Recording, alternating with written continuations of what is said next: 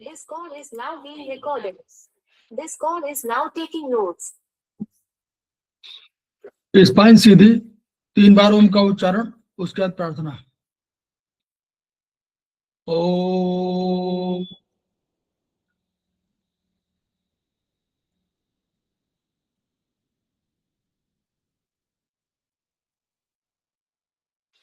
ओम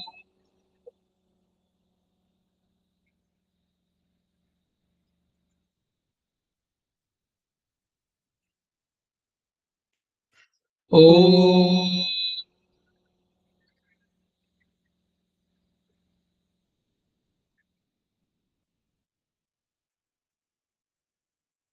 वह शक्ति हमें दो दया दे, कर्तव्य मार्ग पर डट जाए, पर सेवा पर उपकार में हम निज जीवन सफल बना जाए।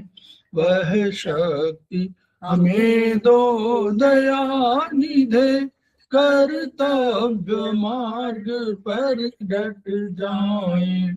हम दीन दुखी निबलों विकलों के सेवक बन संताप हरे, जो है बिछड़े भूले भटके, उनको तारे खुद तर जाए। वह शक्ति हमें दो दया निधे, कर्तव्य मार्ग पर डट जाए। छल द्वेष दंभ पाखंड झूठ, अन्याय से निश दिन दूर रहे, जीवन हो शुद्ध सरल पुरो, शुचि प्रेम सुधारस बरसाए। वह शक्ति हमें दो दया निधे, कर्तव्य मार्ग पर डट जाए। ज्ञान मान मर्यादा का प्रभु ध्यान रहे, अभिमान रहे, जिस देव भूमि में जन्म लिया, बलिदान उसी पर हो जाए। वह शक्ति हमें दो दया निधे, कर्तव्य मार्ग पर डट जाए, पर सेवा पर उपकार में हम निज जीवन सफल बना जाए।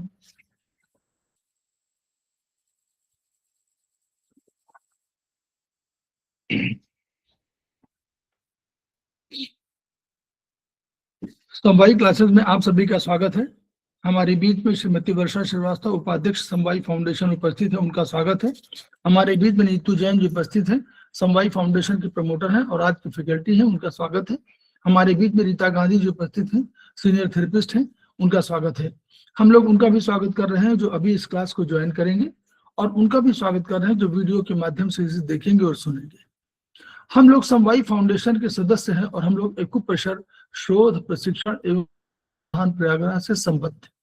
वहां के मनीषी ब्रह्मलीन एमपी खेमका सर के हम ऋणी हैं, जिनकी वजह से संस्थान को यह शोहरत प्राप्त हुई है और हमारी इस एक्यूप्रेशर विधा को इतनी ख्याति और इतनी उन्नति प्राप्त हुई है।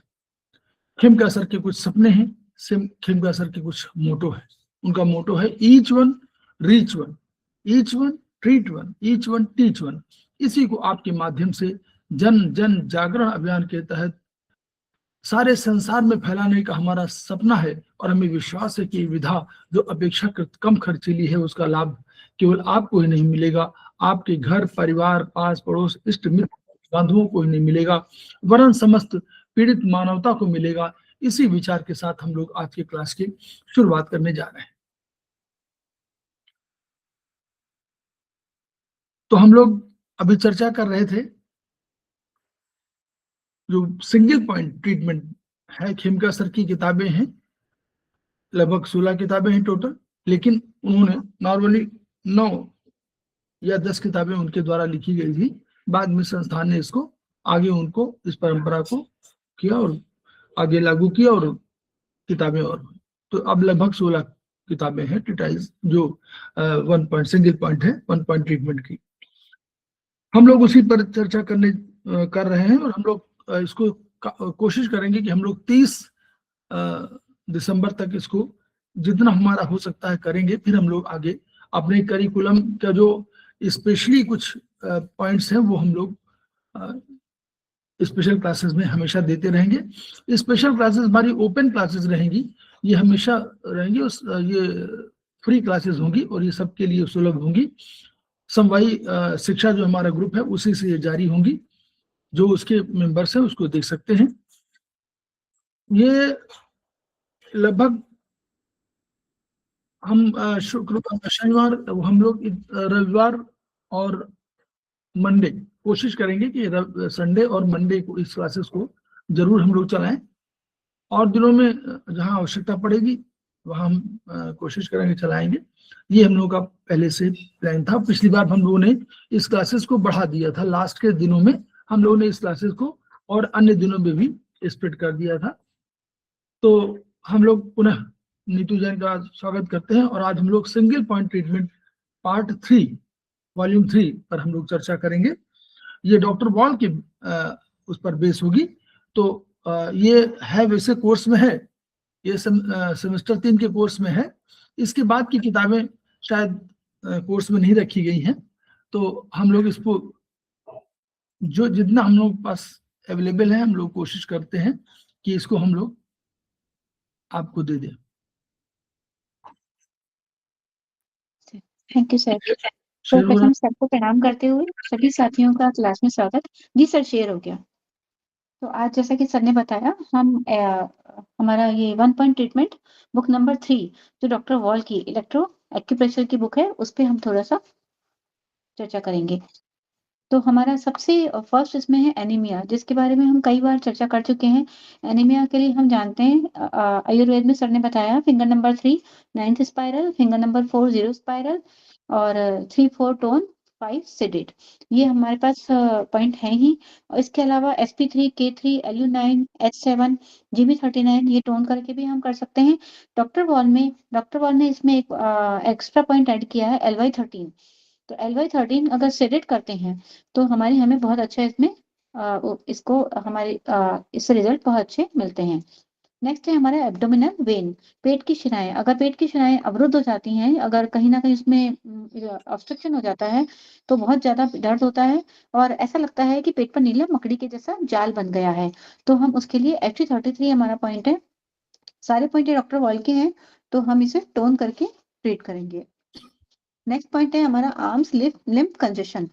अगर ब्रेस्ट काट के निकाल दिया जाते हैं, अगर कैंसर में होती है कैंसर के कारण, तो इसमें क्या होता है लिम्फ कंजेशन हो जाता है और ऐसा लगता है वहां होते हैं वो मोटे और दर्दीले हो जाते हैं। तो हम इसमें LY6 हमारा लिम्फ मेरिडियन का पॉइंट है। तो लिम्फ मेरिडियन हमारी बहुत इंपॉर्टेंट मेरिडियन है। तो इसका 6 पॉइंट ये हमारे जो भी हमारे वो होते हैं उनको बाहर निकाल देता है, टॉक्सिन्स बाहर निकालता है LY मेरिडियन। तो ब्रेस्ट में अगर कैंसर हो जाता है या ब्रेस्ट में गांठ बन जाती है तो हम LY6 करके सेडेट करके ट्रीट करते हैं। नेक्स्ट है हमारा आर्म्स आर्टरीज, बाहों की धमनियां।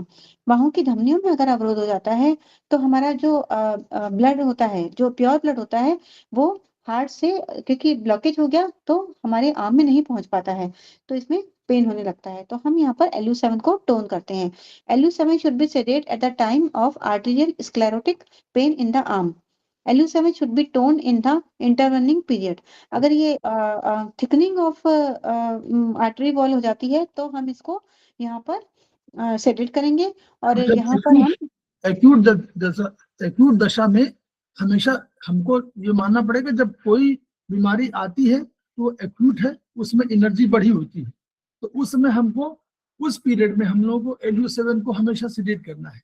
लेकिन बाद में जब धीरे धीरे हम लोग वो मतलब अब थोड़ा सा समय हो गया, 3-4 दिन का समय हो गया, अब हमको LU7 को टोन करना है नॉर्मली। जी सर। नेक्स्ट है हमारा आर्म्स की नर्व्स। अगर नर्व्स की सप्लाई बाहों में अगर कम हो जाती है, जैसे कि हमने देखा, तो स्नायुशूल हो जाता है। स्नायुशूल की वजह से SI7 हम, ये अपर एक्सट्रीमिटी का मिडीज का बहुत अच्छा पॉइंट है, तो SI7 हम यहाँ पर टोन करेंगे। नेक्स्ट है आर्म्स मसल एंड टेंडन्स। अगर आर्म्स के मसल्स और टेंडन्स में अगर शिथिलता आने लग जाती है, तो ये पेन होने लगता है यहाँ पर, तो हम SI9, ये मसल्स और टेंडन्स का उपचार का पॉइंट है, तो इसे हम यहाँ पर टोन करेंगे। नेक्स्ट पॉइंट है हमारा आर्म्स वेन्स, बाहों की शिराएं। अगर बाहों की शिराओं में अवरोध हो जाता है, जो कि हमने पहले भी देखा था, ये धमनी में था, अब यहाँ शिराओं में अगर अवरोध हो जाता है, तो हमारा जो ब्लड है वो हार्ट तक नहीं जा पाता है। तो ऐसा ब्लॉकेज का मतलब होता है जैसे कि छुरा भोंकने का पेन होता है। तो इसमें हम कंजेशन होता है तो LU8 को टोन करेंगे। इसके अलावा हम LU7 और LU7 को भी टोन कर सकते हैं। अगर और पैर में अगर होता है तो लिवर 7 और ST32 हम इसमें टोन करेंगे। अब अगर नेक्स्ट हाथ में, देखिए यही समझिए कि अब अगर हाथ में दर्द, सूचना क्या है, अगर हाथ में दर्द हो रहा है तो दो ही चीज होती है, या तो आर्म्स में कोई सप्लाई घट रही है तो LU7 LU8 दो पॉइंट है, और अगर आपको मसल्स का है कोई तो आपका SI9 है, और अगर आपको कोई वो नर्व्स का मामला है तो SI7। अगर एक्यूट पेन है, मतलब बहुत तेज पेन है, जिसको बोलते हैं कि जो अनबियरेबल पेन है, तो वो नर्व्स का पेन माना जाता है। और जो हमारा सर्कुलेशन का पेन है वो हल्का हल्का माना जाता है। तो अगर आपको लगे कि बहुत तेज दर्द हो रहा है तो आप समझ लीजिए SI7 को भी आप SI7 को टोन कर सकते हैं, SI9 को टोन कर सकते हैं। और अगर आपको लग रहा है कि हल्का हल्का दर्द है तो आपका इसके मतलब 7-8 का मामला है, और 7-8 या 9 तीन मसल्स का भी हो सकता है, लेकिन जो नर्व्स का पेन होगा वो तेज, बहुत तेज होगा, वो जिसको अनकंट्रोल्ड या अनबियरेबल, इसको इस तरह समझिए। जी चले। तो सर्कुलेशन का आपने बताया धीमा पेन होता है ना? धीमा, जी, जी। सर्कुलेशन का धीमा पेन होता है, जिसको आप कह सकते हैं हल्का हल्का पेन होगा लेकिन हल्का हल्का होगा, और एक बहुत थैंक तेज यू पेन सर। होगा, उसका शार्प शार्प पेन जिसको बोलते हैं वो होगा नर्व का। अच्छा, ठीक है sir, thank you sir. Next है हमारा आर्म्स की बोन सिस्टम के लिए हम देखेंगे। तो इसमें बाहों की हड्डियां कमजोर हो जाती हैं, पोषण नहीं मिलता है पूरी तरह से, तो इसका मतलब है गर्दन से कहीं ना कहीं सप्लाई रुकी है, तो इसको ऑस्टियोपोरोसिस भी कहेंगे। इसमें UB11 को हम टोन करेंगे। UB11 हमारा पूरी स्पाइन का SMP पॉइंट है। तो ऑस्टियोपोरोसिस में हम एक तो UB11 को तो लेंगे ही, उसके साथ हम K3 जो हमारा ऑर्गन सोर्स पॉइंट है उसको भी टोन कर सकते हैं, और UB23 और UB47 ये पॉइंट्स भी हम इसमें ले सकते हैं। नेक्स्ट है हमारा एनोस्मिया, सूंघने की शक्ति घटना। अगर बुढ़ापे में सूंघने की शक्ति कम हो जाती है, सर्दी साइनस में भी ये हो जाता है, तो हम इसमें UB2A1 से एडिट करेंगे। यहाँ पर UB2-1 है, उसको हम UB2A-1 करेंगे।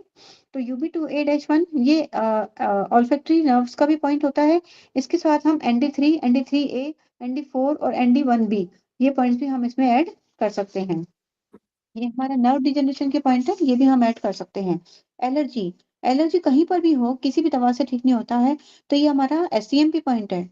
AD1B बहुत अच्छा पॉइंट होता है। AD1B हमारा मिडिल फिंगर में आता है ये पॉइंट, तो हम इसको सेडेट करके ट्रीट कर सकते हैं। एलर्जी कोलाइटिस, अगर बड़ी आंत में अगर एलर्जी हो रही है तो हम इसमें AD1, क्योंकि हम देखते हैं कि हमारे डॉक्टर बॉल ने जो पॉइंट बताए हैं वो नंबर 1 पॉइंट पैरों तक, 2 पॉइंट हमारा एब्डोमेन वाला एरिया जो बीच वाला एरिया, और जो 3 नंबर का है वो हेड वाला एरिया जो हमारा ऊपर का एरिया है उसके लिए काम आता है। तो AD1 ये हमारा अगर बड़ी आंत में होता है तो AD1 को हम यहाँ सेटेड करेंगे। एलर्जिक गैस्ट्रोफी, अगर स्टमक में एलर्जी हो जाती है तो इसमें गैस, अपच, मिचली आदि होने लगती है, तो इसको भी हम AD1 से AD1 से सेडेट करेंगे। अब एलर्जी अगर हमको यूरिनरी ट्रैक्ट की हो जाती है तो इसके लिए हम इसमें हम 11, 12, 13, 14 चारों के लिए हम AD1, क्योंकि एलर्जी है ये, तो इसमें चारों में हम AD1 सेटेड करेंगे। इसमें यूरिनरी ट्रैक्ट की है उसे भी हम AD1 से सेटेड करेंगे, और नीचे के हिस्से की एलर्जी जो अभी देखा हमने कि नीचे के हिस्से की एलर्जी के लिए हम नंबर 1 पॉइंट को लेते हैं, तो उसके लिए भी जैसे चर्म, आंतों, जननांगों और मूत्रपथ में तो हम AD1 को सेटेड करेंगे। नेक्स्ट है हमारा आर्टीरियल स्क्लेरोसिस, ये हमारा सेरेब्रल इस्केमिया, ये हमारा लैक ऑफ ब्लड सप्लाई होता है, ब्लड सप्लाई कम होता है, इससे हाइपरटेंशन और मेंटल फंक्शन इससे कम हो जाता है। तो इसमें हम AD1C को हम सेडेट करेंगे। ये हमारा एसएनपी पॉइंट है। सेरेब्रल इस्केमिया, ये मस्तिष्क में रक्त की रुकावट होती है, और हाइपरटेंशन, हाई ब्लड प्रेशर होता है, लॉस ऑफ मेंटल फंक्शन, ये मस्तिष्क की क्रिया का घट जाना होता है। नेक्स्ट है हमारा एलर्जिक अस्थमा। एलर्जिक अस्थमा अगर हमारा होता है धूल धूल धूल मिट्टी परागकण इन सब से होता है, तो ये सांस फूलने लग जाती है इसके कारण। तो हम इसमें AD2, क्योंकि वो बीच का एरिया आ गया, लंग्स वाला एरिया AD2, तो AD2 को हम यहाँ पर सेडेट करेंगे। और ऊपर की बॉडी, शरीर के ऊपरी भाग की एलर्जी जब हो जाती है, तो श्वास तंत्र, हृदय, गला, गर्दन, बाहों, हाथों, छाती की चर्म या पीठ का ऊपरी भाग, इन सब में हम AD2 सेडेट करेंगे। अब हेड और फेस की एलर्जी के लिए हमने देखा AD3 हम सेडेट करेंगे। नेक्स्ट है एक्सिलरी लिम्फ नोड। और लिम्फ नोड हमारे कांख में, एक्सिला में हो जाती है, तो बहुत पेन होता है इसमें, तो हम इसमें LY10A, और इसके लिए हम LY6 भी यूज कर सकते हैं, तो LY10A को हम सेडेट करके ट्रीट करेंगे। नेक्स्ट है हमारा एडिनोमास। एडिनोमास, ये बॉडी पर लाल लाल दाने हो जाते हैं, तो इसमें अर्बुद, पिट्यूटरी, थायराइड आदि ग्रंथों में हो जाता है। ये नॉन कैंसरस होता है, और इसमें एपिथेलियल सेल्स का अर्बुद होता है ये, तो हम फाइब्रोइड D1B सेलेक्ट करके इसे ट्रीट करेंगे। एलर्जिक इरिटेशन ऑफ जॉइंट्स, अगर जॉइंट्स में अगर एलर्जी इरिटेशन होता है, तो हम जेडी मेलिन को ट्रीट कर लेते हैं। जेडी मेलिन के 1A पॉइंट को हम इससे सेलेक्ट करके ट्रीट करेंगे। नेक्स्ट है हमारा एंजियोमास। ये हमारा एंजियोमास रक्त या लसिका वाहिकाओं में बनने वाली रसौली होती है। सर मेरी आवाज आ रही है ना? आ रही आ रही। Thank you sir. तो अर्बुद अगर रक्त वाहिनियों में बन जाता है या लिम्फ नोड्स में बन जाता है, तो लिम्फ नोड हो जाते हैं इसमें एंजियोमास, नॉन कैंसरस होते हैं ये, तो इसमें हम फाइब्राइड के D1B को सेलेक्ट करके ट्रीट करेंगे। नेक्स्ट है हमारा 22, ये हमारा एब्जॉर्प्शन ऑफ न्यूट्रिएंट्स। तो जो न्यूट्रिएंट्स एब्जॉर्ब होते हैं हमारे, यहाँ बता दो, ऐसा जहां पर आप देख रहे हैं कि पूरी बॉडी में हो सकता है, फैल सकता है, तो वहां पर आपको केवल लोकल लेवल पर नहीं तय हुआ। जैसे आपको पैरों में आपने कहा, तो पैरों में मान लीजिए 1 नंबर हो गया। ऊपर आपने चेस्ट के एरिया में कहा, डायफ्राम से नीचे जो हो रहा है वो 1 नंबर हो गया। डायफ्राम से ऊपर जो है चेस्ट वगैरह में हो गया 2 नंबर हो गया। और ऊपर आपका ये वाला जो है सर वाला जो है 3 नंबर हो गया। अब मान लीजिए आपको नहीं मालूम, या कोई ऐसी बीमारी है जो पूरे शरीर में फैल सकती है, तो उसमें आपको हमेशा यूज करना है कौन सा point? CMP point. CMP point है। अब नेक्स्ट है हमारे एब्जॉर्प्शन ऑफ न्यूट्रिएंट्स। तो न्यूट्रिएंट्स हमारे एब्जॉर्ब करने का काम हमारा पेनक्रियास में होता है। तो इसके लिए हम अगर न्यूट्रिएंट्स एब्जॉर्ब नहीं हो रहे, तो एक्स्ट्रा के हम PN2, PN3, PN3A, PN2 को हम सेडेट करेंगे। PN3, PN3A और 4 को हम टोन करके ट्रीट कर सकते हैं। और इसमें जब 1 पॉइंट का ट्रीटमेंट है, तो ये हमारा इसका नियंत्रण पेरिस्टालिस का है, जो भोजन को आमाशय से छोटी आंत को लाता है। तो इसको ये हमारे न्यूट्रिएंट्स को एब्जॉर्ब करने का कंट्रोल करता है। तो TW1B, ये एंटेरिक नर्वस सिस्टम का मुख्य उपचार होता है इसमें। तो TW1D को हम इसमें टोन करके हम इसको ठीक कर सकते हैं। पेरिस्टलिक, ये लहर जैसी गति पैदा करके भोजन को हम जानते हैं, ये मूवमेंट होते हैं पेरिस्टलिक मूवमेंट। तो ये इस तरह से मूवमेंट होते हैं कि हमारा भोजन आगे इसमें बढ़ता है। और एंटेरिक नर्वस सिस्टम, ये आंत का स्नायु तंत्र पोषक तत्वों के जब्त करने का कार्य का नियंत्रण करता है, मतलब एब्जॉर्ब करने का कार्य ये करता है हमारे न्यूट्रिएंट्स को। Acid base ratio in colon, अगर अम्ल क्षार अनुपात बड़ी आंत में अगर बहुत ज्यादा एसिडिक हो जाता है, तो कॉपर कोबाल्ट की बहुत ज्यादा एक्सेस हो जाता है, तो इसमें अल्सर हो सकता है। तो इसमें हम LI1A को सेडेट करके ट्रीट करेंगे। नेक्स्ट है एड्रिनल ग्लैंड का। एड्रिनल ग्लैंड का सबसे अच्छा पॉइंट है TW1। तो TW1 को हम, अगर उसके सिक्रेशंस कम हो जाते हैं, एड्रिनल ग्लैंड्स हमारे कई हार्मोन सिक्रेट करते हैं, तो उसमें अगर हमारे कम हो जाते हैं हार्मोन के सिक्रेशन, तो हम TW1 को टोन करके ट्रीट करते अब हैं। इसको आपको याद नहीं करना है, याद नहीं करना। एड्रिनल ग्लैंड जो है आप समझ सकते हैं ना, नीचे है, तो हमेशा डायफ्राम से नीचे, तो TW1 इसको पॉइंट होगा नॉर्मली। ठीक है, ऐसे आप याद मत करिए। डॉक्टर वॉल के पॉइंट अपने आप ही बहुत क्लियर है, थोड़ा सा बस ध्यान देने की जरूरत है। TW1 नीचे का पॉइंट है। ठीक है, जी सर, थैंक यू। अपेंडिसाइटिस हमने कई बार देखा है, हमारा पॉइंट है इसमें 36.5 36.5 वहां पर है। प्लीज एच 36.5 हमारा पॉइंट है ही। और उसके अलावा डॉक्टर वॉल ने जो पॉइंट दिया है वो LI4A राइट में हम सेडेट करेंगे। तो ये मैक बर्नी पॉइंट कहलाता है। ये मैक बर्नी पॉइंट पर प्रदाह हो जाता है। इसमें नाभि के 4 अंगुल नीचे थोड़ा दाहिनी तरफ अपेंडिक्स होती है। यहाँ पर उंगली से दबाने से भयंकर दर्द होता है। इस दर्द से पता चलता है कि अपेंडिक्स हुई है। तो इसमें हम जो हमारा पॉइंट है 36.5 वाला एसटी का, वो तो हम यूज करेंगे। उसके अलावा डॉक्टर वॉल का LI4A राइट में हम सेडेट करके ट्रीट करेंगे। नेक्स्ट पॉइंट है हमारा आर्टरीज ऑफ अपर एक्सट्रीमिटीज। ये हमने अभी देखा था कि ये हमने किया हुआ है कि LU7 को हम टोन करके ट्रीट करेंगे। फिर है एनल और रेक्टम प्रोलेप्स। अगर एनल या रेक्टम प्रोलेप्स हो जाती है तो LI1B CMP पॉइंट, जैसा कि सर ने बताया है कि CMP पॉइंट हमें यूज करना है। तो ये हमारे एनल को और रेक्टल को एनर्जी देगा, तो इसको हम टोन करेंगे। फिर है हमारा आर्टरीज ऑफ होल बॉडी, पूरी बॉडी का हमारे सर्कुलेशन मेरिडियन है। तो सर्कुलेशन मेरिडियन का हमारा CI9, ये हमारा बहुत अच्छा पॉइंट है। आर्टीरियल स्क्लेरोसिस अगर शरीर में हो जाती है तो हम इस पॉइंट को टोन करके ट्रीट करेंगे। ये हमारा SMP पॉइंट है। नेक्स्ट पॉइंट है हमारा अस्थमा का। अस्थमा के लिए मिडिस्टल प्लेक्सिस जब केंद्र से दूर चली जाती है तो हमें अस्थमा हो जाता है। तो उसके लिए हमारा ये पॉइंट है LU10D। ये बहुत अच्छा पॉइंट है। इसके साथ साथ हम लिवर 3 को सेडेट कर सकते हैं। तो मेडिस्टर्नल प्लेक्सस होता है मध्य स्थानिका संबंधी स्नायु जाल, प्लेक्सस होते हैं ये। तो हम LU10D के साथ में लिवर 3 को भी हम सेडेट कर सकते हैं। नेक्स्ट है हमारा aortic valve insufficiency. Aortic valve अगर कमजोर होने लग जाता है तो रोगी बेहोश होने लग जाता है, तो कार्डिक पेन हो जाता है। तो उसमें हम जानते हैं H9 लेफ्ट में हम इसको टोन करते हैं। इसी तरह से एक्सिलरी लिम्फ नोड, ये हमने देखा था अभी एक्सिलरी के लिम्फ नोड। तो उसमें जो था हमारा आया था, जो पॉइंट आया था, उसके अलावा हम सर्कुलेशन मेरिडियन का, ये हमारा LY10A पॉइंट था एक्सिलरी लिम्फ नोड का। तो उसके साथ साथ हम सर्कुलेशन का CI1A डैश करके भी हम ट्रीट कर सकते हैं।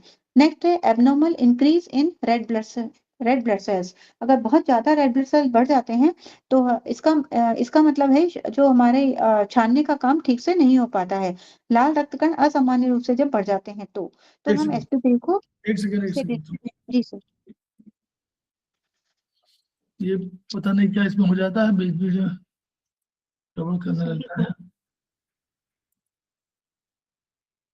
जी सर आ गया। तो हम यहाँ पर SP3 को सेडेट करके ट्रीट करेंगे। नेक्स्ट SP3 हमारा ऑर्गन सोर्स पॉइंट भी है स्प्लीन का। ये हमारे स्टमक मेरिडियन से लिंक होता है। नेक्स्ट है हमारा लाल रक्त कणों की असामान्य अगर कमी हो गई, उधर हमने SP3 को सेडेट किया था, और अगर कमी हो गई तो नेचुरली हम SP3 को यहाँ पर टोन करेंगे। तो रेड ब्लड सेल्स RBC बनने स्टार्ट हो जाएंगे। एमाइलोइडोसिस, श्वेत सारिका प्रोटीन का एकत्रीकरण। अगर ये यहाँ पर रेटिकुलर एंडोथेलियम ये होता है, ये RE मतलब रेटिकुलर एंडोथेलियम होता है, उसकी कमजोरी हो जाती है इसमें। तो यहाँ पर प्रोटीन इकट्ठा हो जाता है और बाहों और पैरों में हो जाता है। तो इसमें हम SP4 को सेडेट करके ट्रीट करेंगे। नेक्स्ट है एक्लेसिया ऑफ कार्डिया। इसमें अगर बाधा मार्ग में कोई कोई ना कोई अगर बाधा हो जाती है तो हमारा भोजन आमाशय में हमारे स्टमक में नहीं जा पाता है। तो इसका मतलब है वहाँ का जो द्वार है, वहाँ का गेट है, उसमें कहीं ना कहीं कमजोरी आ गई है। तो इसको हम ST43 से सेडेट करके ठीक करेंगे। Food passes with difficulty into the stomach due to failure of relaxation of cardiac sphincter. Cardiac sphincter का फेल हो जाता है तो फूड हमारा जो होता है वो आमाशय में प्रवेश करने में प्रॉब्लम आती है। तो हम ST43 को सेडेट करेंगे। नेक्स्ट है हमारा एनल स्पिंचर।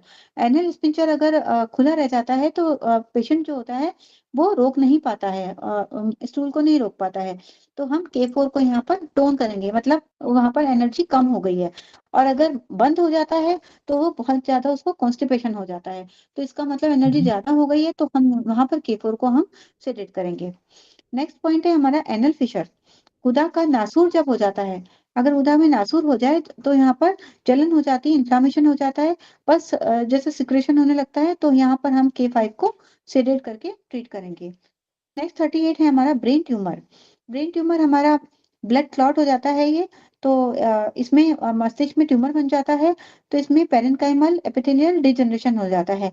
ये एक पेरेन्काइमल डिजनरेशन हमने पढ़ा था, डॉक्टर वॉल की बुक में बहुत अच्छे से पढ़ा था, तो हम उसमें जब वापस देखेंगे तो हम उसे वापस पढ़ेंगे। और एपिथेलियल डिजनरेशन को भी हमने पढ़ा था, तो ये OR3 सेडेट करके हम ट्रीट कर सकते हैं। नेक्स्ट है हमारा ब्रेन। इसके अलावा 40 नंबर पे हम देखेंगे तो ब्रेन ब्लड क्लॉट, ये सेम आ गया है, पेरेन्काइमल एपिथेलियल डिजनरेशन, ये यहाँ पर भी OR3 हम यहाँ पर सेडेट करेंगे, ये सेम आ गया है।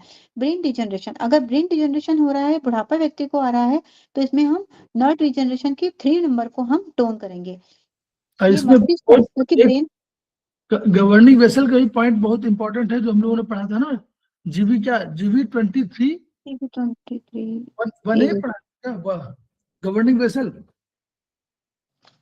गवर्निंग वेसल का पढ़ा था पॉइंट ना, गवर्निंग हाँ वेसल। सर पढ़ा था, हाँ। ये हम ऑर्गन सीवी 23A1A, सीवी जीवी, जीवी गवर्निंग वेसल 23(1A), वो भी था। सर ये CMP है, organ degeneration of entire body का।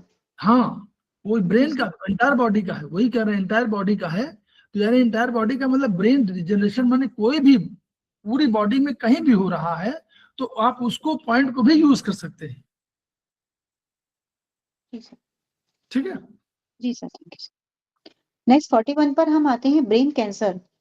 ब्रेन कैंसर प्री स्टेज, अगर प्री स्टेज ब्रेन की कैंसर की है तो पेरेन्काइमल एपिथेलियल डिजनरेशन, ये हमने जैसा पढ़ा था अभी, तो इसके लिए भी हम OR3 को सेडेट करेंगे। ये सारे पॉइंट। नेक्स्ट है हमारा ब्रेन स्वेलिंग, इसमें भी ये पेरेन्काइमल एपिथेलियल डिजनरेशन होता है, इसमें भी हम OR3 को सेडेट करेंगे। ठीक। नेक्स्ट है हमारा बेनाइन फाइब्रॉइड ट्यूमर। ये हमारा गांठ अगर शरीर में बन जाती है जो नॉन कैंसरस होती है, तो इसे बेनाइन फाइब्रॉइड ट्यूमर कहलाता है। उसको हम फाइब्रॉइड डी जनरेशन मेरिडियन से ट्रीट करेंगे। इसकी फाइब्रॉइड D1 को सेडेट करके हम ट्रीट करेंगे। बॉयल्स और एब्सेसेस, फोड़े फुंसी अगर हो जाते हैं तो लिम्फ वेसल प्रभावित होती है इसके, तो हम इससे SK, हमारी स्किन डिजनरेशन की मेरिडियन है, तो इसको 51 लिखा हुआ है, 51। कौन सा सर? ये वाले में 43 वाले में 51 लिखा हुआ है। 51 कहाँ है सर? 43 हाँ सर, यही बोला है मैंने, फाइब्रॉइड D1 नहीं बोला है मैंने, D1 ही बोला है मैंने। होना चाहिए ना, 1 भी होना चाहिए वर्चुअली। सर देखिए इसको, शरीर में कहीं भी है ना। सर एक बार देख लेते हैं, चेक कर लेते हैं। उसमें किताब वो है क्या, किताब? हाँ सर, मैंने निकाल लिया।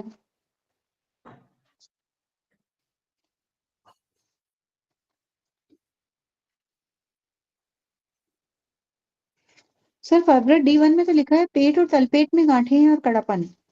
हाँ वही तो। और 1B में है fibroid degeneration of the organs of the body. इसमें और बेनाइन पूरा फाइब्रॉइड पूरी बॉडी ट्यूमर में है। है। हाँ सर यही है, benign fibroid tumour fibroid D1B में है सर। हाँ 1B में होना चाहिए, 1B लिखिएगा, 1B। ठीक सर, ठीक सर, 1B आएगा यहाँ पर। 1B,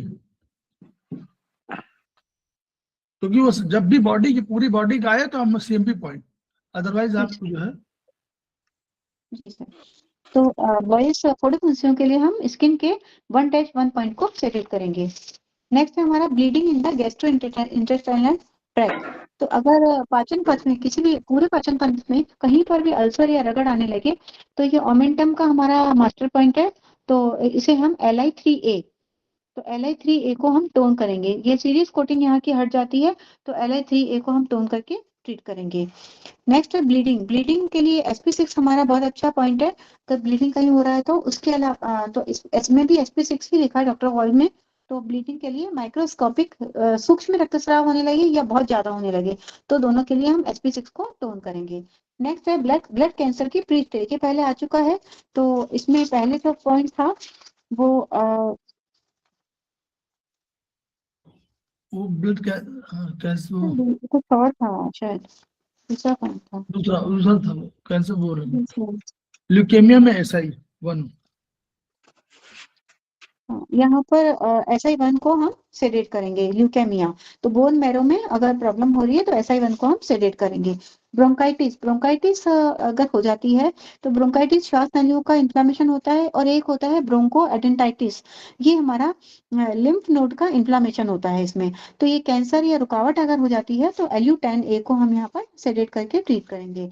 बाइल कंजेशन अगर हो जाता है तो पाचन घट जाता है, कॉन्स्टिपेशन होने लग जाता है, तो लिवर सी को यहाँ पर हम सेडेट करेंगे। बोन प्रॉब्लम अगर हो जाती है तो बोन की डिफॉर्मिटी होने लग जाती है, टीबी भी हो सकती है बोन की, और बोन्स कमजोर होने लगती है, तो हम UB12 को यहाँ पर टोन करेंगे। UB12 ये हमारा SMP पॉइंट है बोन सिस्टम का, पूरी बॉडी का। ये शरीर को हमारी एक शेप देता है और ब्लड सेल्स बनाता है, तो हम यहाँ पे UB12 को टोन करेंगे। UB12 की अहमियत आप समझ लीजिए। UB12 का यूज होता है ना, आपको बाहर वाले में जब भी बाहरी आक्रमण होता है UB12 को हम लोग यूज करते हैं ना, तो आप उसका जी तो सर। उसका अर्थ समझ लीजिए कि UB11 और 12, 11 आपका हड्डियों के लिए पूरा है, वो बोन का पूरा सेम वो है, और ये बोन डिफॉर्मिटी के लिए भी है। तो UB12 और 11-12 बहुत इंपॉर्टेंट हो रहा है इसमें। Bone system of whole body आकृति प्रदान ब्लड सेल्स बनाता है, इसलिए भी इसका UB12 को यूज कर रहे हैं। ठीक है। जी सर। नेक्स्ट है हमारा कार्डियक रिदम। हार्ट की जो गति है उसके लिए है कि ऐसे नोड जब हाइपर एक्टिव हो जाता है तो वो बढ़ जाती है, हमारी हार्ट बीट बढ़ जाती है, तो इसे हम H6A राइट में सेडेट करेंगे। और अगर हमारा ऐसे नोड हाइपर एक्टिव हो जाता है तो हार्ट बीट हमारी कम हो जाती है, तो H6A को हम राइट में टोन करेंगे। तो टोन करने से एनर्जी बढ़ जाएगी और हृदय गति ठीक हो जाएगी। नेक्स्ट है हमारा कोगुलोपैथी। रक्त जब जमता है तो उसमें विटामिन के अगर कम बनता है तो क्लॉटिंग फैक्टर कम हो जाता है, प्लेटलेट्स काउंट्स घटने लग जाते हैं, जरा सी अगर रक्त जमेगा नहीं तो जरा सी खरोंच से ही ब्लीडिंग होने लग जाएगा, इसके कारण रुक नहीं पाएगा।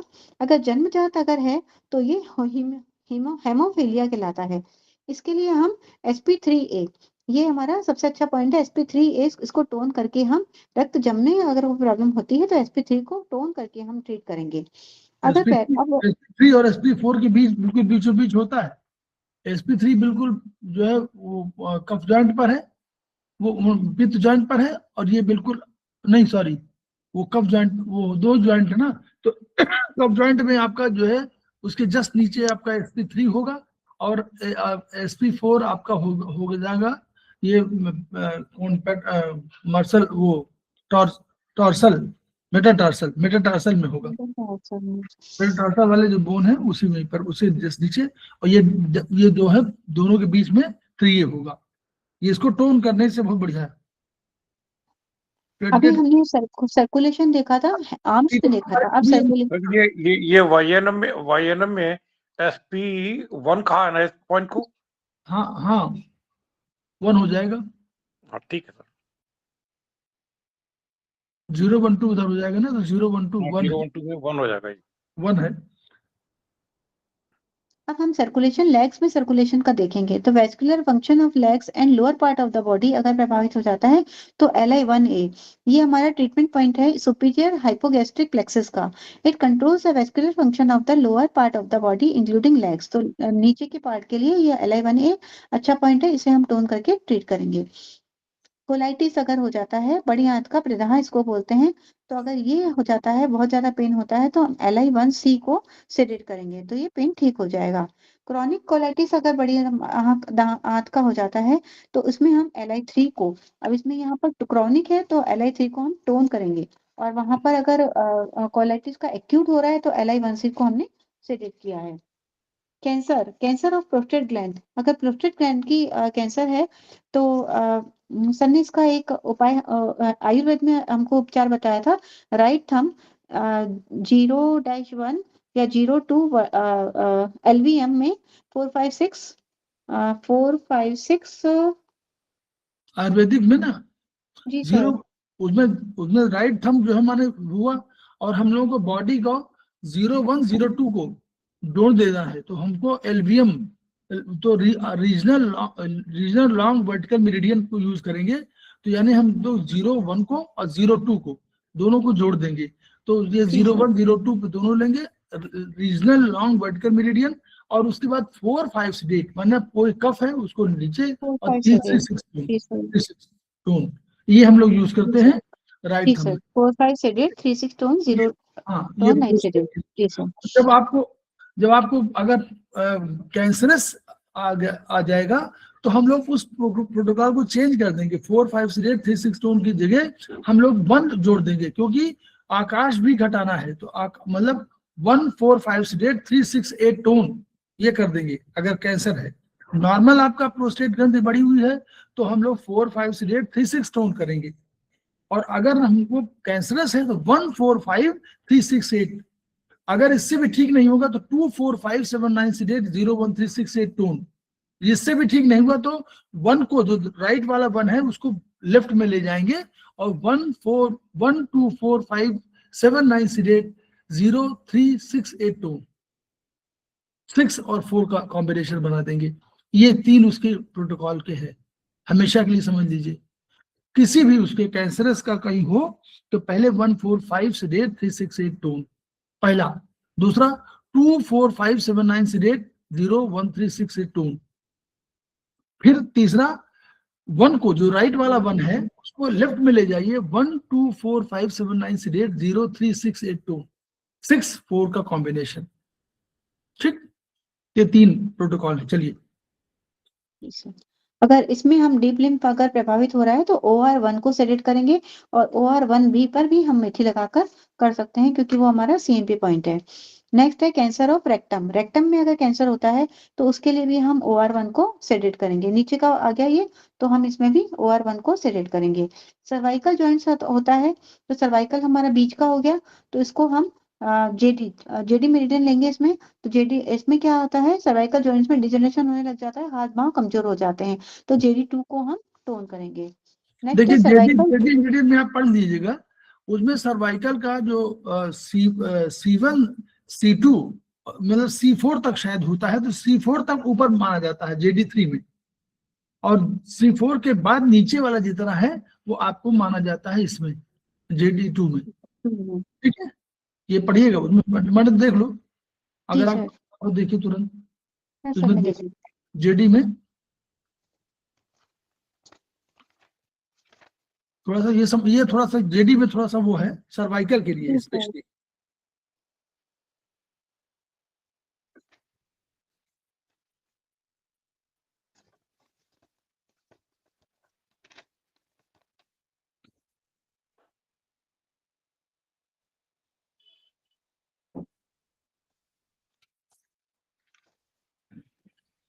सर JD2 में है MP for joints and articular degeneration, joints off shoulder, ग्रिडल and arms, और लोअर सर्वाइकल और थोरेटिक वर्टिब्रल जॉइंट्स है, इसमें C4 to C7 है। हाँ जी सर, और T1 से T12 है। हाँ, और JD3 में हमारा C1 से C4 है। ठीक है सर, है ना। तो इसमें जब भी सर्वाइकल की आपकी बात हो, सर्वाइकल के 2 भाग हो जाएंगे। JD2 में आपको C4 से C7 और T1 से T12 आ जाएंगे, लेकिन जब JD3 की बात करेंगे तो वो CV1 से लेकर CV4 तक ये ऊपर चले जाएंगे, क्योंकि ऊपर वो यहाँ पे गर्दन में है ना, इस वाले पोर्शन में है ये C1 C4, इसलिए वो अंदर चला जाता है, वो उसी हेड के भाग में माना जाता है, वो तो बोन से सीधे मिला हुआ है ना C1, तो C4 तक नहीं माना जाता है, तो हमेशा ध्यान रखें C4 में JD1। ठीक, जी सर, ये नेक्स्ट यही आ गया सर, सर्वाइकल वाला, कि C1 से C4 JD3 टोन करेंगे यहाँ पर। नेक्स्ट है हमारा सेरेब्रल स्क्लेरोसिस। अगर ब्रेन के हमारा देखिए, इसमें बता दीजिए, अगर सर्वाइकल जॉइंट में डिजनरेशन है और ये हम लोगों का उसमें कोई रिपोर्ट है, और मान लीजिए आया कि हमारा C4 या C5, तो हमको JD2 में करना है, और अगर आ गया कि JD वो अगर आगे सर्वाइकल वो 3 में है तो हमको हमेशा JD3 को यूज करना है। ठीक है, अगर C4 तक ऊपर आ रहा है तो आपको JD3, अगर C4 by the way C4 ही हो तो C4 दोनों में कॉमन हो गया है, तो C4 में आप JD2 JD3 दोनों को यूज करिए। चलिए, नेक्स्ट है सेरेब्रल स्क्लेरोसिस। अगर ब्रेन के सेरेब्रम में स्क्लेरोसिस होने लग जाता है, रुकावट होने लग जाती है वाहिनियों में, तो ये फैट डिजनरेशन का होता है, तो फैट मेरिडियन इसमें यूज करेंगे, फैट D3, क्योंकि ब्रेन है तो 3 नंबर यूज करेंगे, तो फैट D3 हम टोन करेंगे यहाँ पर। अब है क्रॉस्ड डिफोलिया, विपरीत तरफ की दृष्टि। दाहिनी आंख की चीज बाईं आंख में दिखती है, बाईं आंख की चीज दाहिनी आंख में जब दिखती है तो इसे क्रॉस्ड डिप्लोपिया कहलाती है। आई थ्री को रोज हम 4-4 बार 1-1 मिनट, जैसे हम हमारा आईज पे प्रेशर डाल के हम मसाज करते हैं, तो उस पे आई3 पे हम अगर प्रेशर डाल के ठीक करते हैं तो इससे ये ठीक हो जाती है। सर ये इसके अलावा I3 का डिटेल कहीं मिलेगा किसी बुक पे? हैं? I3 को स्पेशली पढ़ना चाहे पॉइंट को, इसका डिटेल किसी बुक पे मिलेगा? हाँ, डिटाइज 18 में वो डिटाइज 14 डिटाइज 14 आयुर्वेद में नहीं है? आयुर्वेद में कहीं? आयुर्वेद में नहीं होगा, आयुर्वेद का ठीक। पॉइंट नहीं ना, ये आयुर्वेद का पॉइंट नहीं है, ये तो चाइनीज का पॉइंट। इस पॉइंट पे मुझे बड़ा सीवियर पेन है पिछले 8-10 दिन से। तो आप आई मसाज कर रहे हैं? हाँ, तो I3 पर डिटाइज 5 में आप पढ़िए, I3 का कहीं होगा कि I3 की इस वजह से कहीं कुछ और फर्क पड़ रहा होगा किसी ऑर्गन में। ठीक है, सर पढ़ा आपने जो 1 पॉइंट ट्रीटमेंट 9 भेजी है उसमें भी आइस का है पूरा, हाँ डॉक्टर बॉय का। हाँ, वो भी आप आ रहा होगा। 1 पॉइंट ट्रीटमेंट 9 वाली बुक है, उसमें भी आइस का है। पढ़ाएंगे भी, वो भी मैडम ये से 30 तारीख तक पढ़ा देंगे वो भी नवा। जी सर, उसमें भी है, उसमें भी I3 के बारे में है। कोशिश हमारी रहेगी कि 9-10 हम 8-9-10 तक 10 तक पढ़ा देंगे उसको। पिछली बार हम लोगों ने कम टच किया था, इस बार अधिक करेंगे। बार रिपीटिशन इसलिए हम लोग कर रहे हैं ताकि आप लोगों को वो याद हो सके। सर 1 पॉइंट वाली तो 8 किताबें हैं कुल? ना 16। 1 पॉइंट की 16 है जी। सर इस आईब्रो के इस में UB2 भी आता है ना? जी मैडम। जी सर, यहाँ पे UB2 भी आता है ना इससे आईब्रो के जहाँ पे स्टार्ट होती है? हाँ, जहाँ पर हाँ बीच में हाँ जैसे होती है ना, तो UB1 तो यहाँ यहीं शुरू होता है और तो कहते हैं कि अगर UB2 में पेन है तो मतलब कहते हैं कि UB2 में पेन है तो हार्मोनल इम्बैलेंस है, तो वो वाला दर्द तो नहीं हो रहा है? हाँ हो सकता है, और जब जो कि नेचुरल आई नहीं, इनका वो कह रहे हैं कि हमारा I3 वाले पॉइंट पर ही हो रहा है, ऐसे कह रहे हैं। हाँ सर। हाँ, I3 वाले पॉइंट पर आप ये वाला करते रहिए। अच्छा सर, वो करिए, मसाजिंग करिए, मसाजिंग जो है मसाज तो मैं 3 बार कर लेता हूँ, कम से कम 3-4 बार। बिल्कुल करिए, सभी लोग करना चाहिए। अभी सभी लोग पूछे तो अभी इसमें से 50% लोग कर रहे हैं, 50% लोग नहीं कर रहे हैं। ब्रेन की फंक्शनिंग के लिए, ब्रेन की प्रॉपर फंक्शनिंग के लिए ये इसको देखिए, इसकी इंपॉर्टेंस केवल यही नहीं कह रहे, हम लोग खुद कह रहे थे, आयुर्वेद में कह रहे हैं, इसको बार बार कह रहे हैं, गोस्वामी जी कह रहे हैं, जो रामचरितमानस केवल एक सामान्य उसे ग्रंथ, धार्मिक ग्रंथ के रूप में उसको नहीं है, बस सामाजिक और धार्मिक दोनों ग्रंथ है।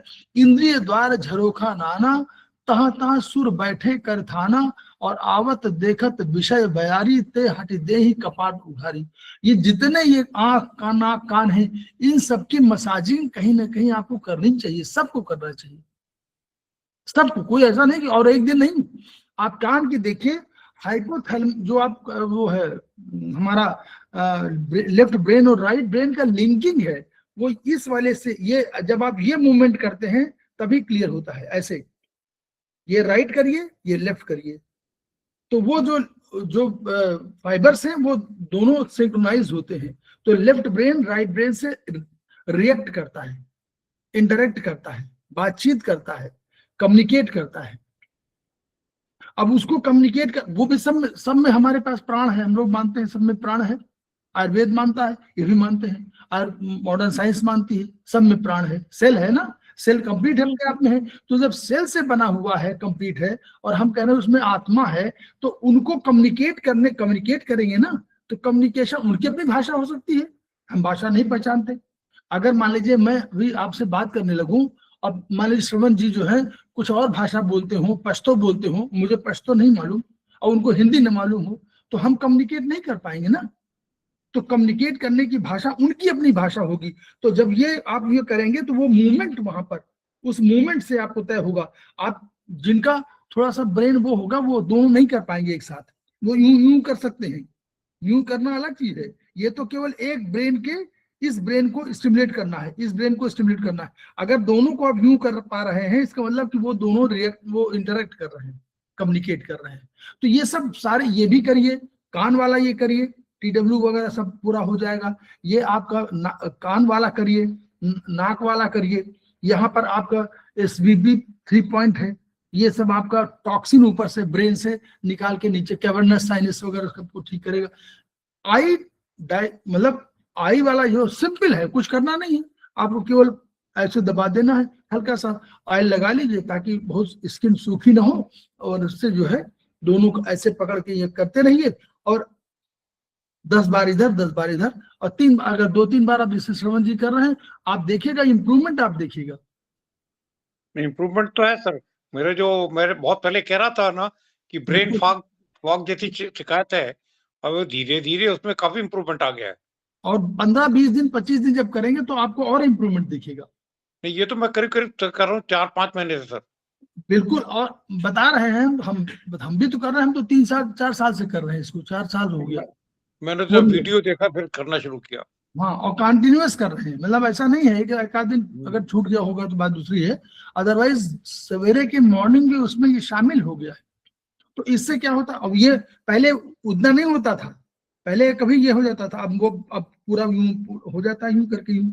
तो वो इसका मतलब कि कम्युनिकेट जो है, जब आप करेंगे स्टिमुलेट करेंगे तो कम्युनिकेट करेंगे। तो ये सब लोग करें, ये बहुत चीजें। कान के रिफ्लेक्सोलॉजी के अंदर कान की 3 तरह की मसाज बताइए सर। एक रिफ्लेक्सोलॉजी में कान की मसाज के 3 तरीके बताए हैं।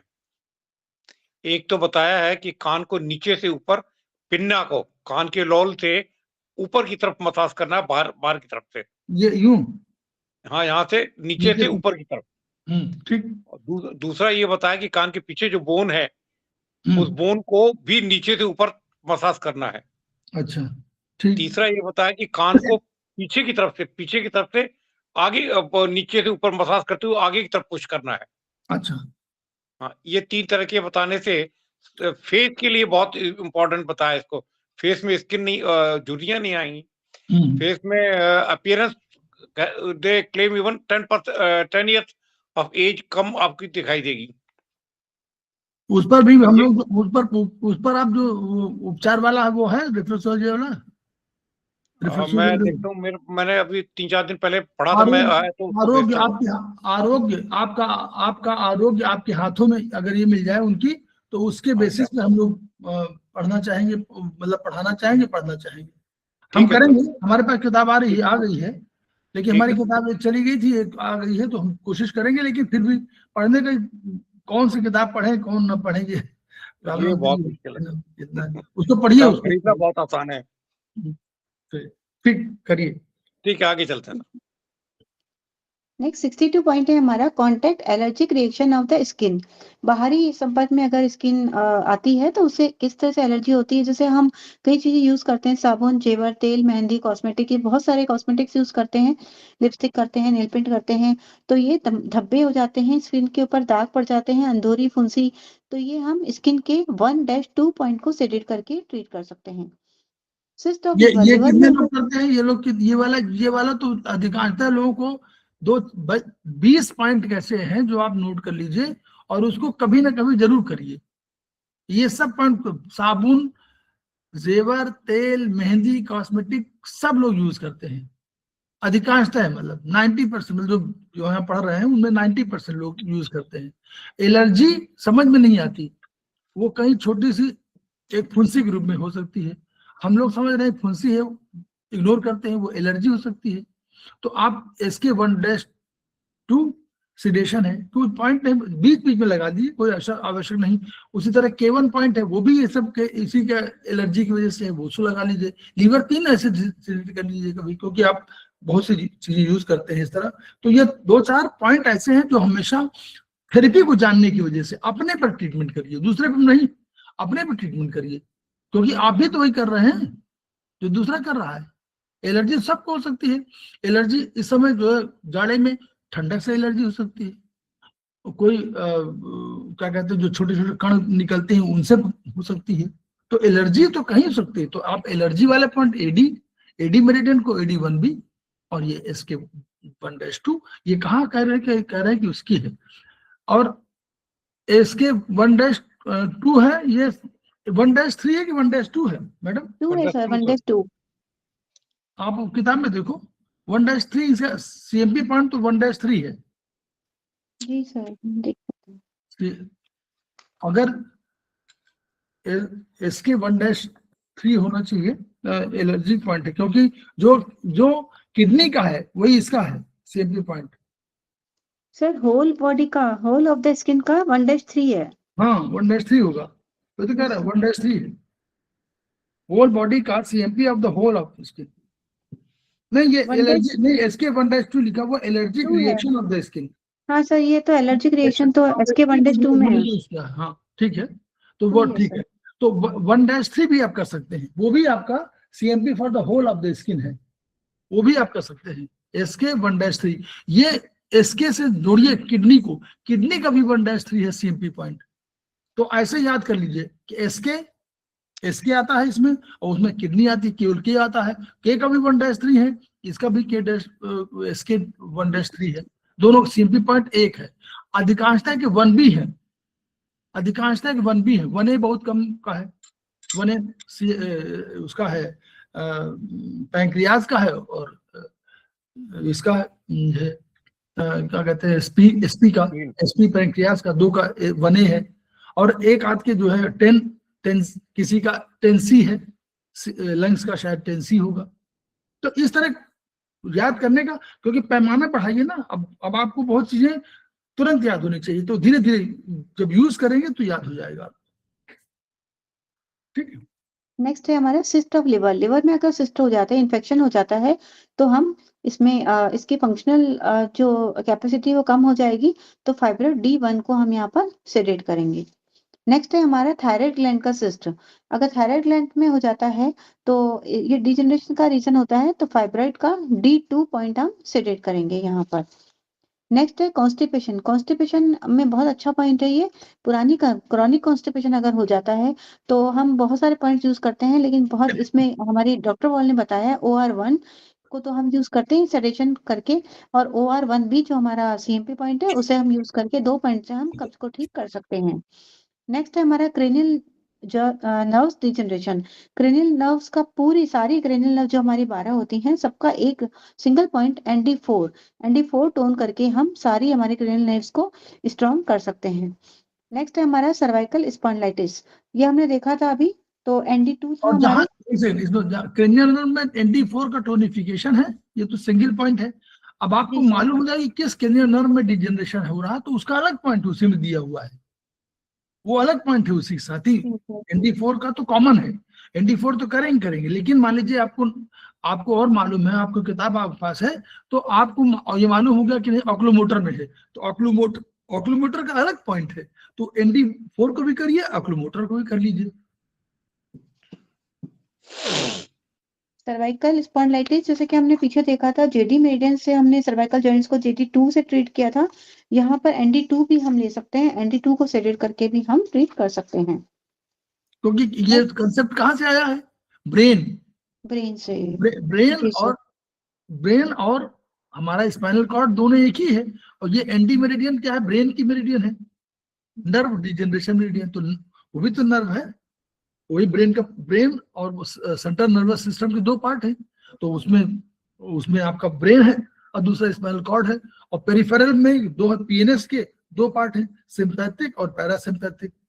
तो इसलिए जो है एनडी को हम लोग यूज करते हैं सर्वाइकल में भी।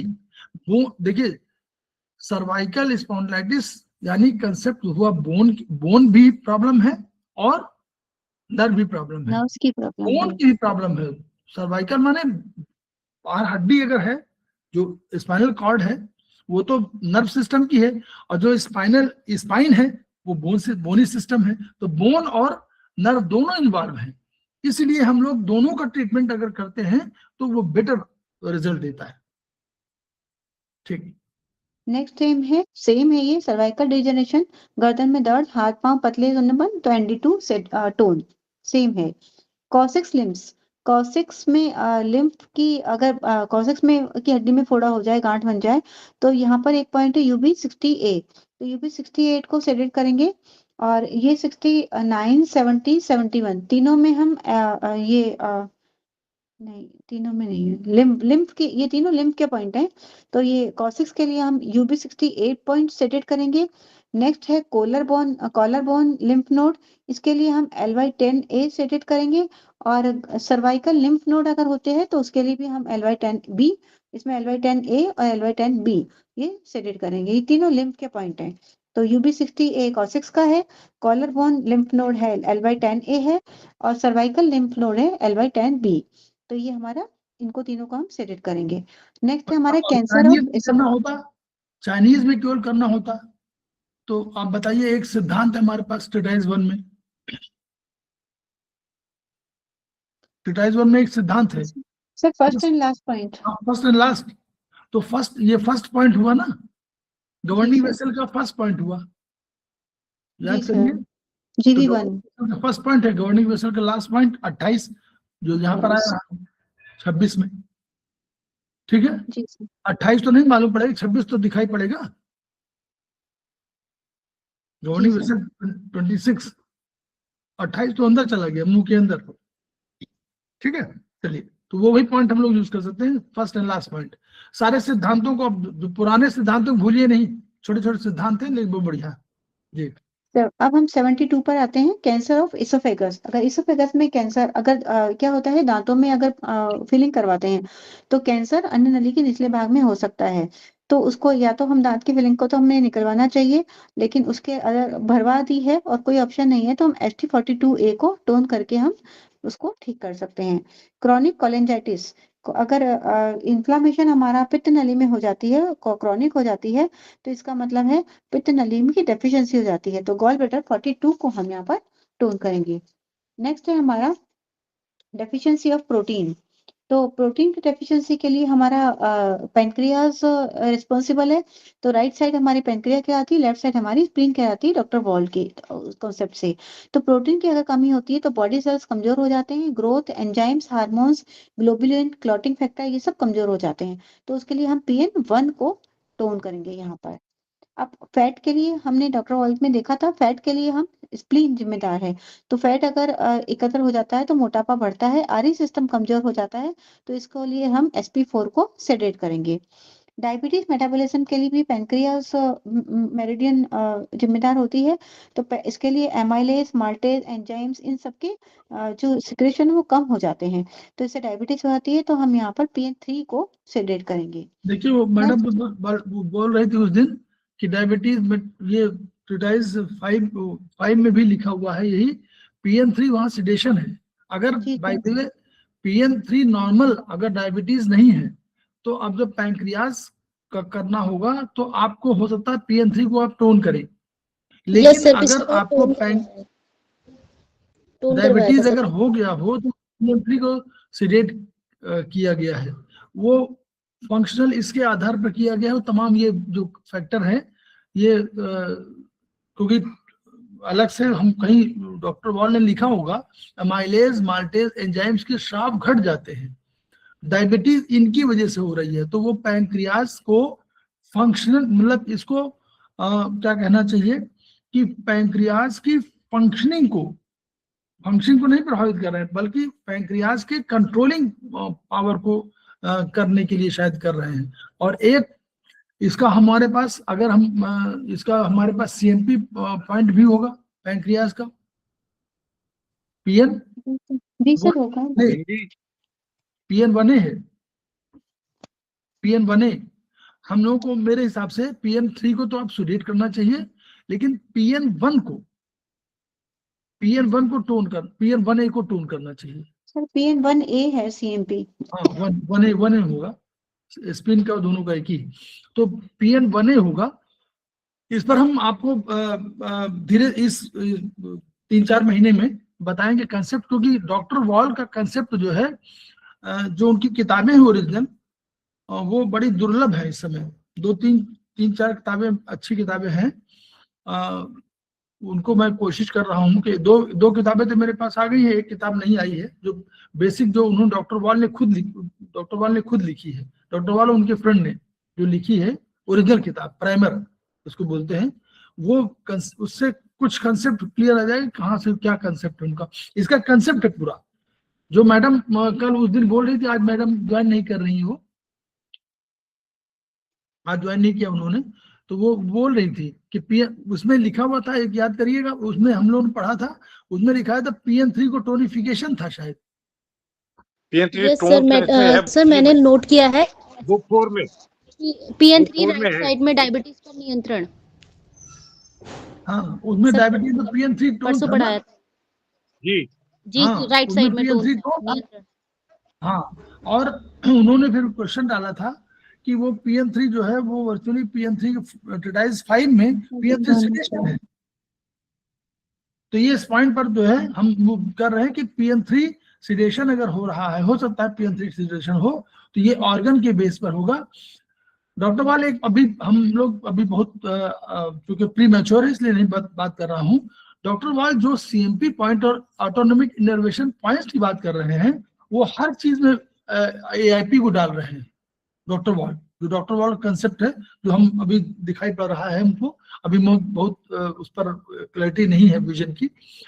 वो ये कह रहे हैं कि 2 पॉइंट है, एक PN तो है ही है, और PN का पॉइंट एक CMP पॉइंट है, और एक CMP का ऑटोनोमिक इनर्वेशन पॉइंट है, AIP पॉइंट जिसको हम लोग बोलते हैं। उसको डॉक्टर वाल ने कभी शुरू में लिखा होगा PN, ये PN स्मॉल छोटा नहीं, PN प्राइमरी जो है, प्राइमरी फंक्शन के लिए, तो वो प्राइमरी फंक्शन के लिए PN1 और PN1A नाम दिया। तो PN1 is CMP point and PN1A is autonomic innervation point.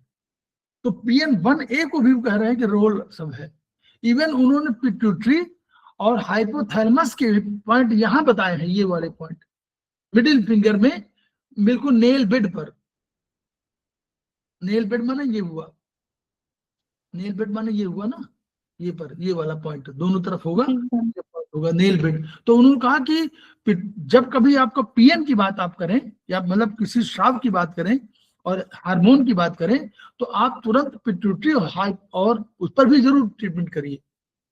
और वो एक और कंसेप्ट बता रहे हैं, वो कह रहे हैं कि अगर PN को आप सेडेट कभी कर रहे हैं या PN को कभी टोन कर रहे हैं, तो अगर PN को कभी टोनिक इस वाले मतलब पैंक्रियास को टोनिफिकेशन कभी कर रहे हैं, तो फर्स्ट आप ट्रीट करिए लीवर को।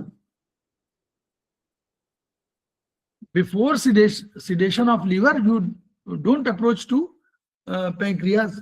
ये कंसेप्ट है, अभी मैं प्रीमेच्योर हूं इसलिए बोल रहे हैं, प्रीमेच्योर कंसेप्ट है इसलिए अधिक नहीं बता रहा हूं, लेकिन ये समझ में आ रहा। तो ये बड़ी चीजें हैं जो बहस होनी चाहिए, इन्हीं पर हम लोगों को रिसर्च करनी है, श्रवण जी, इन्हीं पर हम लोगों को रिसर्च करनी है। जो हम लोग चाह रहे हैं इन पर रिसर्च करें कि ये जो पॉइंट कंसेप्चुअली पॉइंट है, कि मान लीजिए उन्होंने 2 चीज, एक आध चीज और कहते हैं डॉक्टर वाल बहुत चीजों कहते हैं कि आप जो ट्रीटमेंट कर रहे हैं ये करिए, ये नहीं कह रहे हैं, लेकिन कह रहे हैं कि उसके पहले 10 मिनट ये करिए। जैसे वो कह रहे हैं कि ऑटोनोमिक इनर्वेशन पॉइंट को जरूर आप ट्रीट करिए, हम लोग नॉर्मली नहीं करते हैं,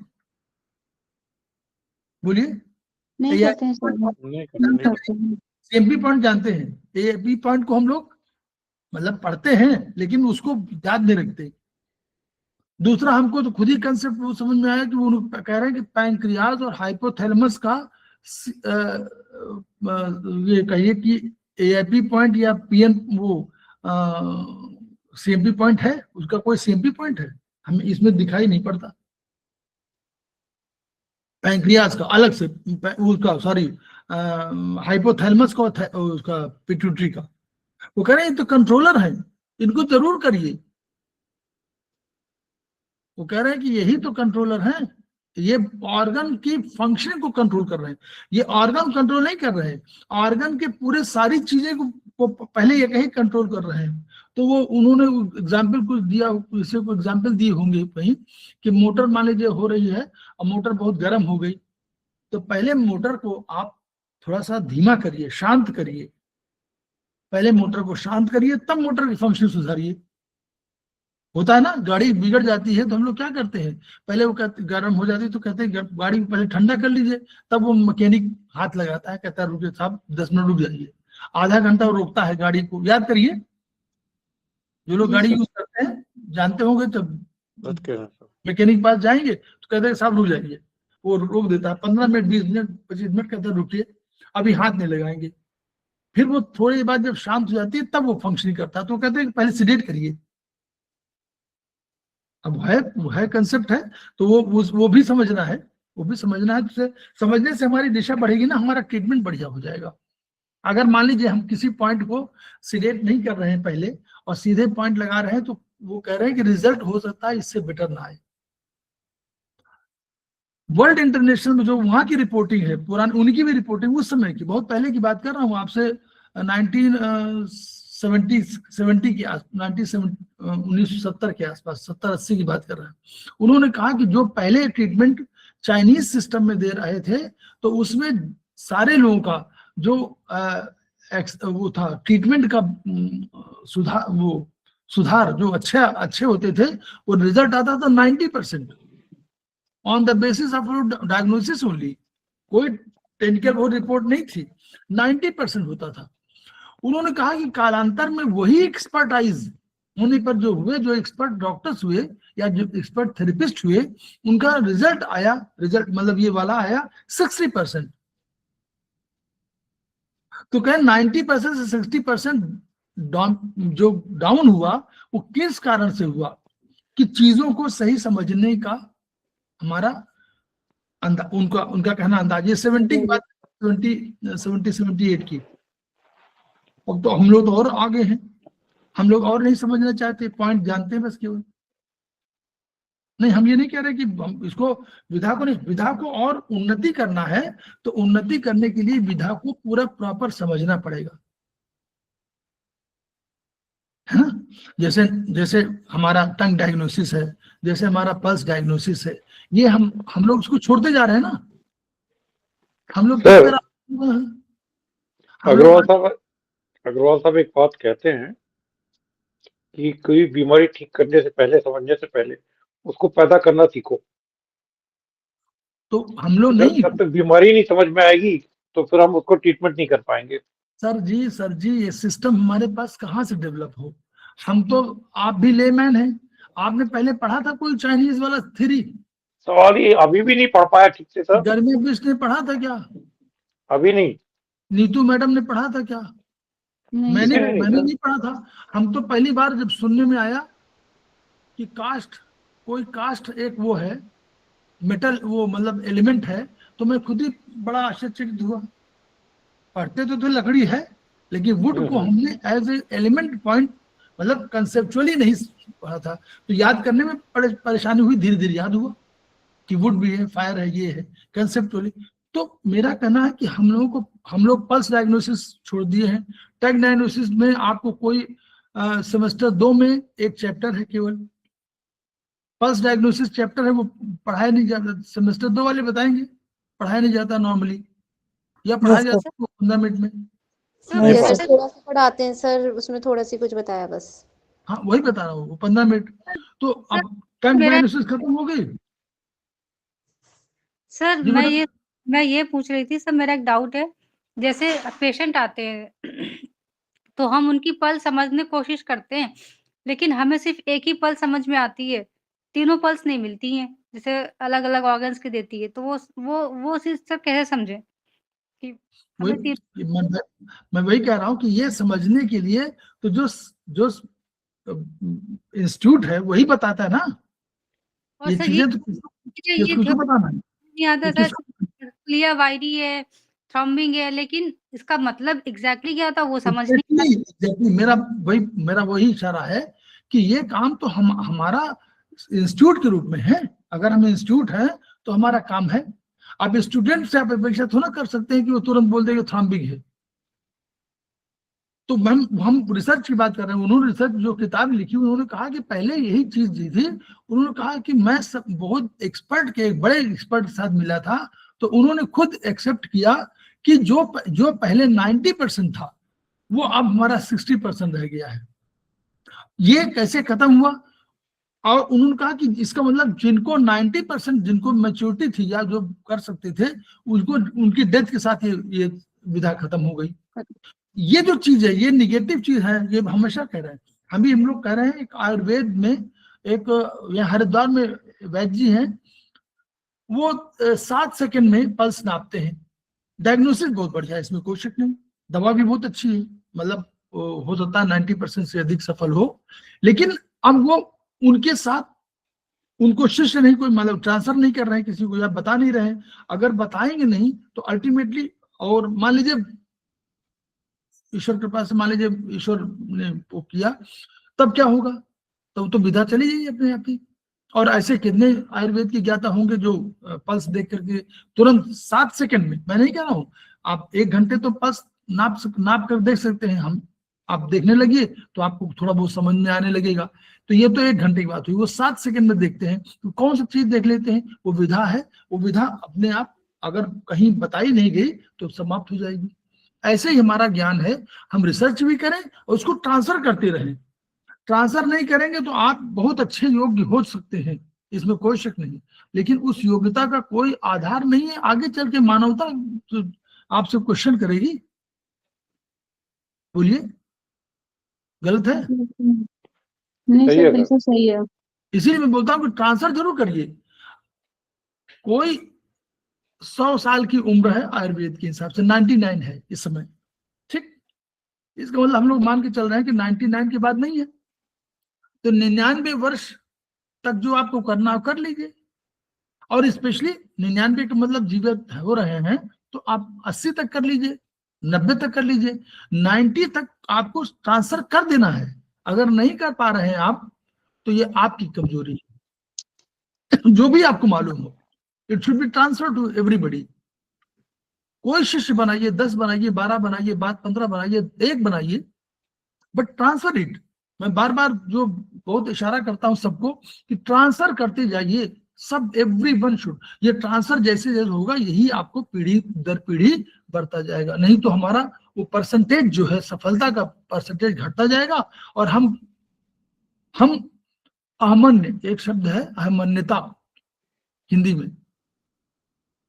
अहमन्यता माने मैं वो वाला, काल वाला और मन वाला, कि मैं आईएएस हूं।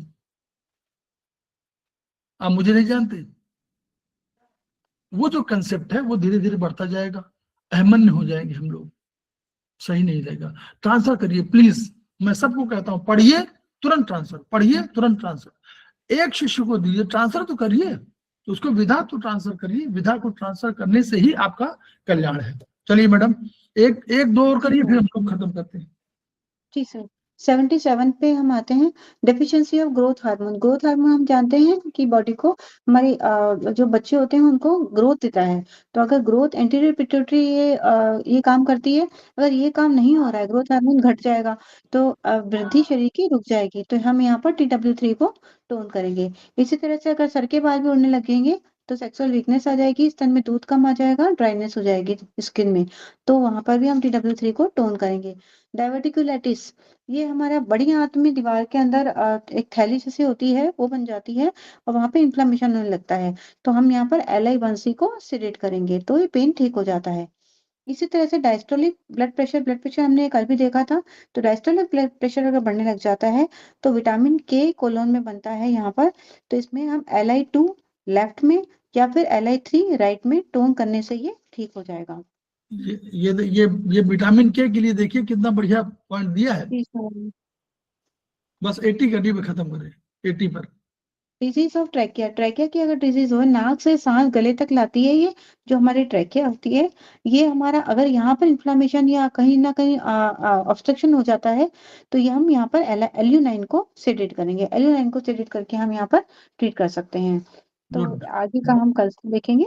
हाँ, बहुत बढ़िया, बहुत बढ़िया, वेरी गुड, वेरी गुड, बहुत बढ़िया। ये देखिए होगा डिस्कशन और पॉइंट्स। हम लोग कोशिश करेंगे जितना पढ़ रहे हैं उतना पढ़, ताकि आपको ध्यान इस पर होगा कि धीरे धीरे करके जो पढ़िए, पहले पढ़िए, फिर किताबें जिसको जो सक्षम है वो किताबें ले लें, जो नहीं सक्षम है कोई बात नहीं, ये आपके पास वीडियो पड़ा हुआ है, इस वीडियो के आधार पर एक नोट्स बना लीजिए और आप जो है उस पर कार्यवाही करिए। तो उससे क्या होगा, हम लोग कोशिश करेंगे कि भाई हम लोग अधिक से अधिक जान लें। अब बहुत से पॉइंट हैं उनको हम लोग यूज करें और उसका रिजल्ट देखिए, चाहे सफल हो पॉइंट, चाहे असफल हो, 2 पॉइंट जरूर लिखिए। हम लोग और गलती करते हैं, केस हिस्ट्री नहीं बनाते होंगे, बनाते हैं जितने लोग ट्रीटमेंट बहुत से मान लीजिए कर रहे हो, एक ने आपने मेथी को लगाया, किसी को लगा दिया, उसको ठीक हो गया, तो वो भी नहीं लिखते हैं ना, नहीं लिखते ना, भूल जाते हैं। किसी डायरी में नहीं लिखते कि हमने क्या पॉइंट दिया था, नहीं लिखते ना। सर मैं बना रही हूँ, मैं पहले प्रोटोकॉल तैयार करती हूँ फिर ट्रीटमेंट देती हूँ। ठीक है, और उसका रिजल्ट भी लिखते जाइएगा, ताकि जब कभी मालूम हो, मान लीजिए सफल हो गए तो भी आपके लिए फायदा है, और असफल हुए तो भी फायदा है, तो ज्यादा फायदा है। हाँ नहीं, फायदा दोनों में है भाई। असफल हुए तो हम समझ जाएंगे कि ये पॉइंट लागू, इस पर लागू नहीं हो। चाइनीज और आयुर्वेदिक एक्यूप्रेशर जो है, इसमें 2 चीजें हैं। ये एलोपैथ से इस मामले में भिन्न है कि यहाँ व्यक्ति अपने में एक अलग इकाई है, वहां इकाई नहीं मानते, वहां एक दवा है सेलिडॉन, वो नीतू जैन मैडम होंगी तो भी वही, श्रवण कुमार जी होंगे तो भी वही, अरविंद श्रीवास्तव हो तो भी वही, रीता गांधी मैडम हो तो उन्हीं में, जयश्री चौधरी होंगे तो उनके भी, हेमंत सिंह उन्हीं, सबके लिए दवा है ना। हमारे यहाँ बिल्कुल अलग है, आपकी एनर्जी लेवल पे देखना है और तब हम उनको ट्रीटमेंट करना है। तो हम लोग खेमका सर को याद करेंगे, खेमका सर की एनर्जी को हम लोग ग्रहण करेंगे, खुद ज्ञान ग्रहण करेंगे, ज्ञान को ट्रांसफर करेंगे। जब तक ट्रांसफर नहीं करेंगे तब तक कल्याण नहीं होना है। मानवता कल्याण करना है तो अपना भी कल्याण करना है, मानवता कल्याण करना है, दोनों के लिए अपना ज्ञान बढ़ाइए, खेमका सर के सपने को पूरा करिए। Each one reach one, each one treat one, each one teach one. इन्हीं शब्दों के साथ 2 मिनट का हम लोग ब्रेक लेते हैं, फिर